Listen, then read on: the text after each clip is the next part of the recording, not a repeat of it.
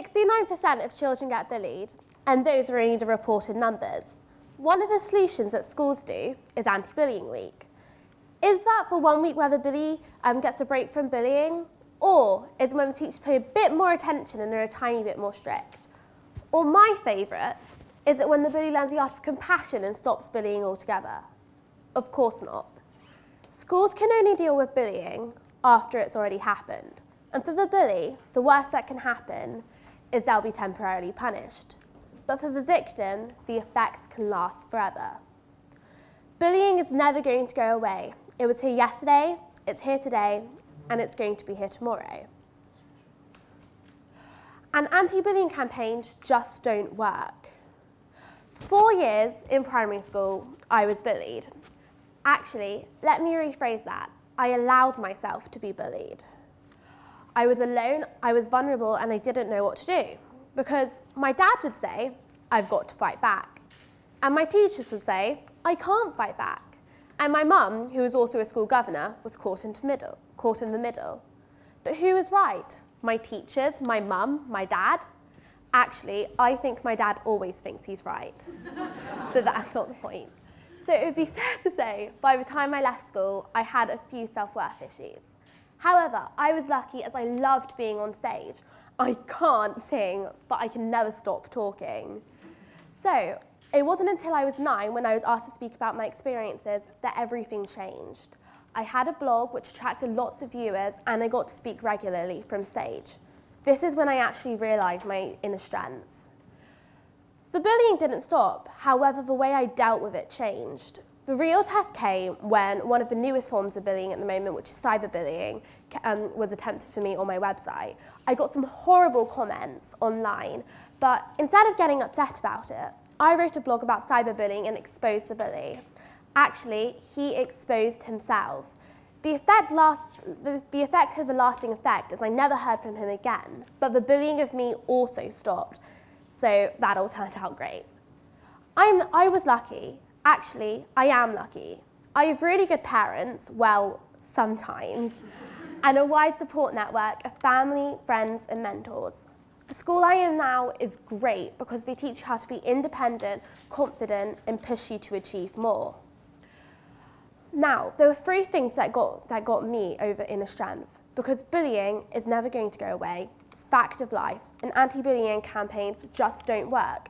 But what does work is helping those in vulnerable positions and teaching them how to be strong. So, my first tip for finding your inner strength is an empowering network. What you need to do is surround yourself with an empowering network and of people who care about you, people who care about your happiness, care about your growth, and care about your success. There's an amazing quote from J.K. Rowling's book, Harry Potter book, The Goblet of Fire. We are only as strong as we are united, and as weak as we are divided. For me, this sums up the whole point, as I find it completely true. So, when the attack to bullying was made for me on my website, I wasn't afraid of the bully because he was completely outnumbered by the people who cared about me, the people who supported me, so he had actually no effect. So, my next thing is teach people how to treat you. This is one of Oprah Winfrey's major quotes, which she says all the time, and she's lived her career by it. My parents have also been drilling it to me for a really young age. What you need to do is you need to set boundaries and teach people how to teach you, basically, it says in the quote. So, all that happens is you just need to set boundaries. So when I sent out the message about being cyberbully, what happened is I sent out a strong message, and some people in my school called it harsh, but it was mild compared to the comments. As it happened when I was 10, there was a lot of swearing involved. What I did, I sent out a strong message, and the effect lasted as the bullying of me stopped, because they knew what I was prepared to do, and they knew that they could no longer hurt me anymore. My final thing is to overcome fear. There's an amazing quote from one of the new movies After Earth by Will Smith. This is the simple version of it, but the full quote is, "Fear is not real.